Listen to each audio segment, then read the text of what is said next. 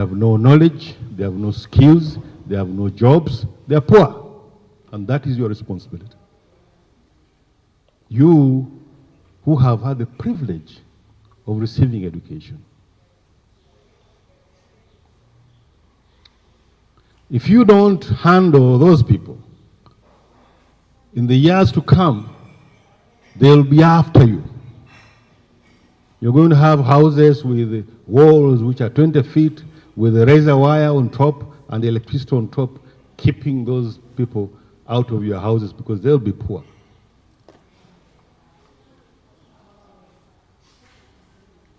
So our biggest challenge in this region, in this country, on this continent is poverty. Busoga, one time one of the richest regions in this country, is the second poorest after Karamoja. It's a shame. I feel embarrassed. I feel embarrassed that Busoga is that poor. Where have we been? What are we looking at? Poverty is because you have no income. You have no income because you have no jobs. So the issue is, where are the jobs? Jobs are two types. You seek employment, which most of us want to do when you're educated, or you create your own job.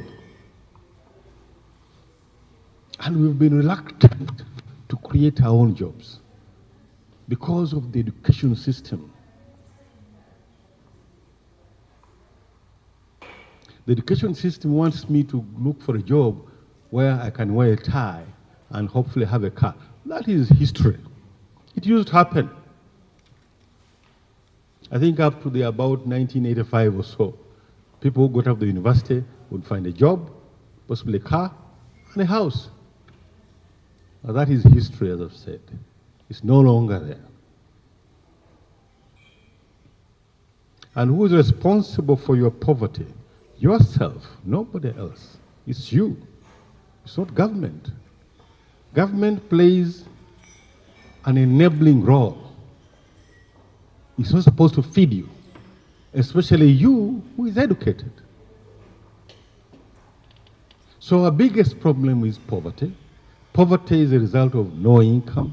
No income is a result of lack of employment, lack of something to do. And that something to do is either looking for a job or you starting your own job. And that's where we're weakest as Ugandans. Starting our own jobs is where we're weakest. I have a PhD in entrepreneurship. Entrepreneurship means business startup. It means you aspiring to have money, aspiring to have wealth. We don't do it. It's your responsibility as young people to be aware that that is the problem and find a way of getting that poverty from our midst.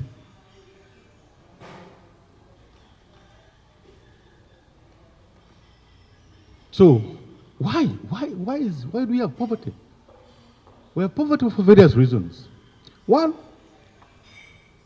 is slave trade. Some people may say it's not, but slave trade removed dignity from you.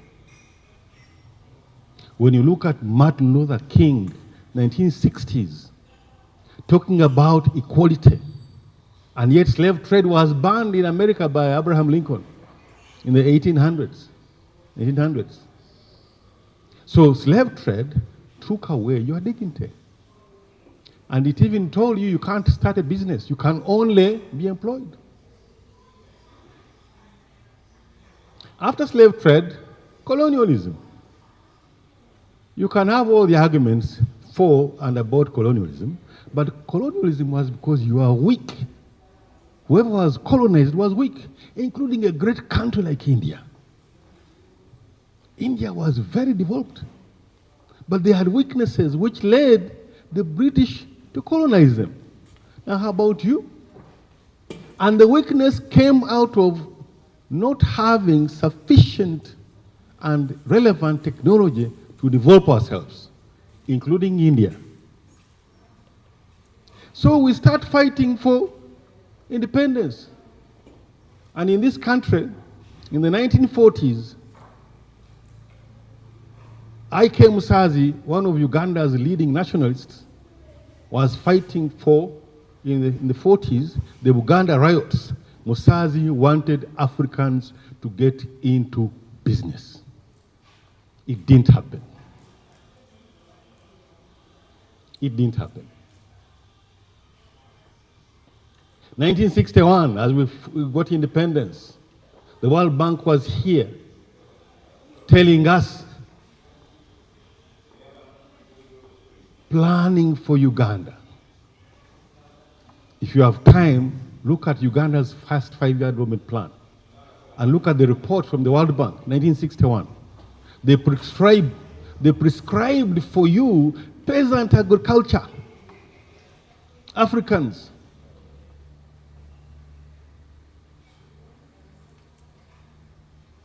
There was no way you would emerge out of poverty if the prescription for Uganda for development was hung in agriculture.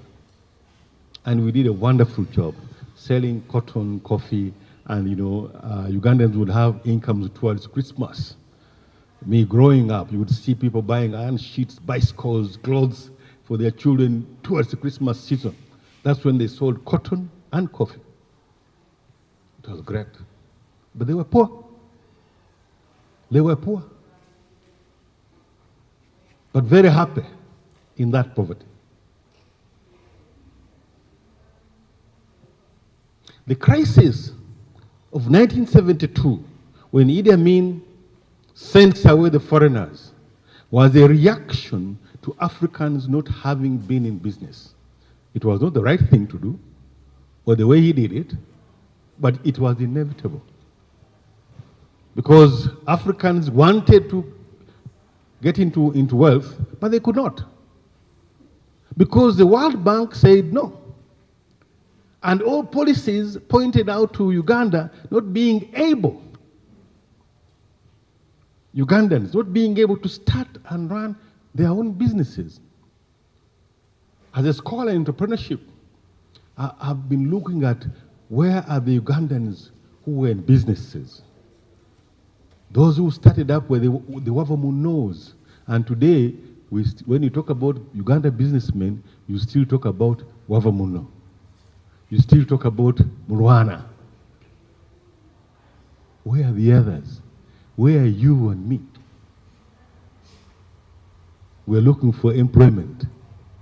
We're walking the street looking for employment.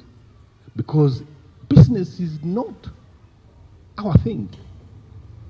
And when you see most of this, many people are successful in a small way.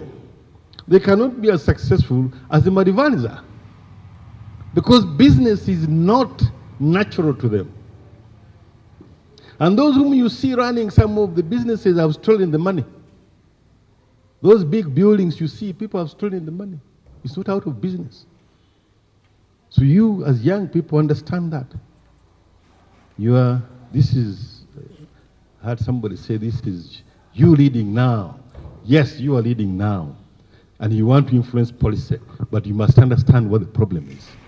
So colonialism, the essence of colonialism was to pick our minerals, our production, and take it away. And they did it. So we fight for independence, but we never got economic independence. Today, President Trump has made Congo and Rwanda sign an agreement. Why? Because the USA wants the minerals in Congo. Congo is the richest country in this continent, but the poorest. Because they continue to take away these minerals. I want to thank President Museveni. Recently, he said no iron ore goes out to be processed out. It must be processed in Uganda. We thank him. The biggest plant in this country is now in Iganga, near in my village in Kasolo. Huge 200 acres of an iron processing plant. The jobs have not gone away, but there's a problem. There's a problem there. That's for another day. But at least the jobs are in the country. They are poor quality jobs, but they're in the country. They were not exported.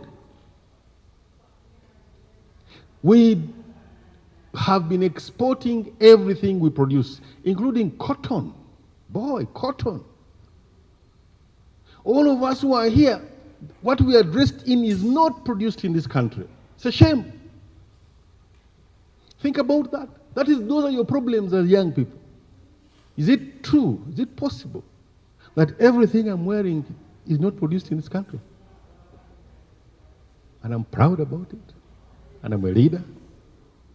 I must be embarrassed. I'm ashamed, I must tell you.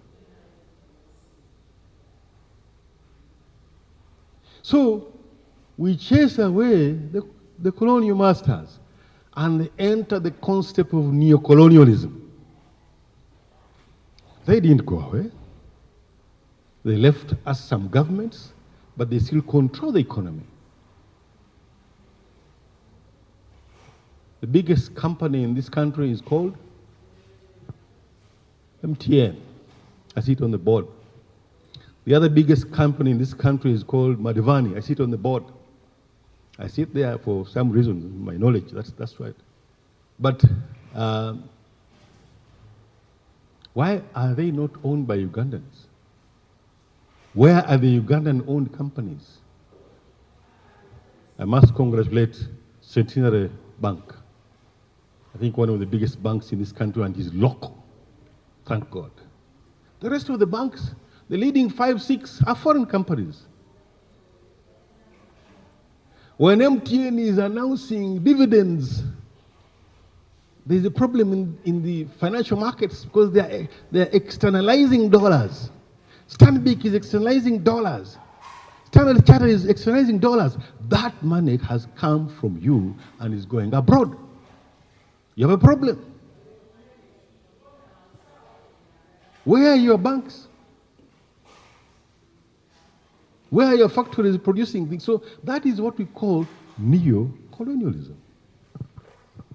So those are some of the contributors to our problem of poverty, our problem of lack of production. The other one is our inability to understand, exploit, develop science and technology. If you look at me, you can guess my age, but definitely I'm above 60. When I was born, in my compound, they were using a hoe for agriculture production. I'm sure right now they are still using a hoe for agriculture production. How many phones have you changed in the last 2 years? How many? I was one of the first people to buy mobile phones way back when Celtel came. I don't know how many phones have changed, but the basic instrument of production in this country, the hoe, has not changed. How can you compete globally if you're still using a hoe? In the developed countries, they are using drones, combined harvesters, improved tractors to do agriculture. So when your people go out every morning to dig, they dig something like this a day and they go home back home. I had the privilege of going to the UK, visit a farmer, and we spent a day out. That day we did 40 acres with a tractor. 40 acres. And he told me, if you have less than 600 acres, you don't need a tractor. You can hire one. What do our tractors do? They carry people to Fulumbe, they carry sand. Oh boy, this heavy equipment is doing hopeless work.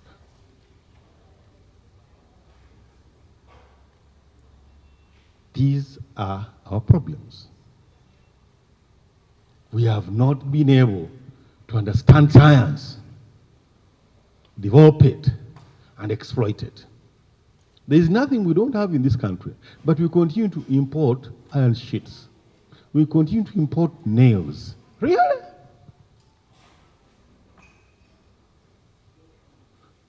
And worse still, I'll say this when I'm facing this way, we wear old clothes. It's true. We produce cotton. Uganda, I think after Egypt, is the finest cotton in the world. What do we do to it? We export it. We give it to those who are more intelligent, who are smarter than us, to use it, to mix it and produce clothes. Some of the clothes, actually, they don't come here because cotton is very expensive. We get these ordinary clothes. So, slave trade, colonialism, neo-colonialism, our inability to exploit science have been a very big problem to us. They are causes of poverty to us. The third, the fifth, I think, is our educational system.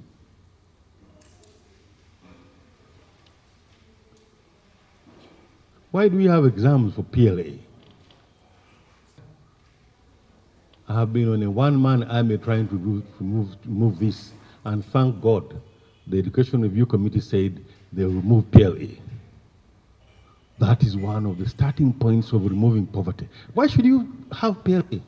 And somebody will say, but how people go to secondary? You don't need that.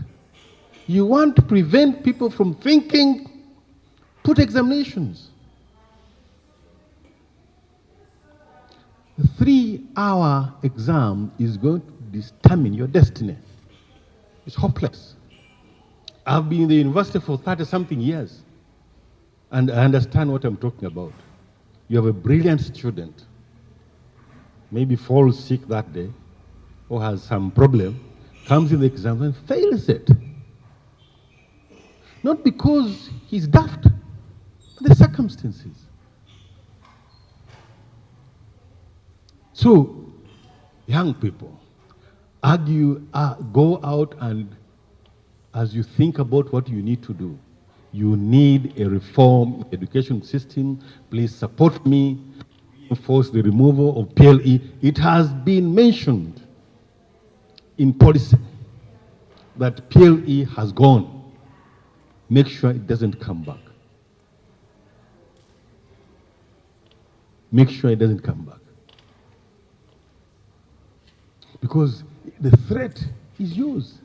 Those people who don't go beyond PLE, they are your biggest problems. They are going to be your nightmare.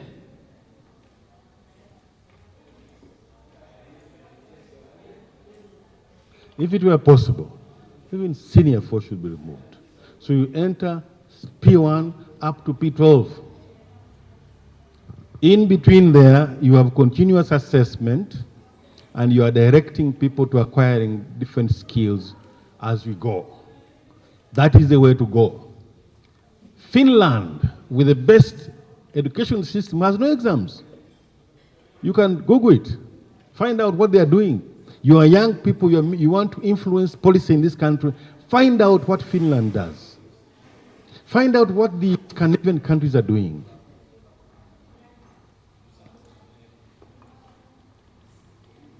But I must also tell you, never ask the question, what are other people doing? Do your own stuff.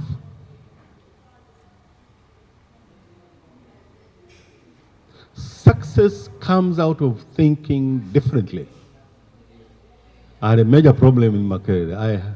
I spent my time in Makerere being chased up and down to be dismissed from the institution for thinking differently. I thank God that they didn't chase me. But we created change in Makerere. We created change in the education system in this country, in the region. And in Makerere today, the continuous assessment is 40%. So the 3-hour exam, and this is a result of our effort. Why should you be in school from morning up to 5 p.m.? They should go home. One of the reasons why people drop out is food. I think the Soga region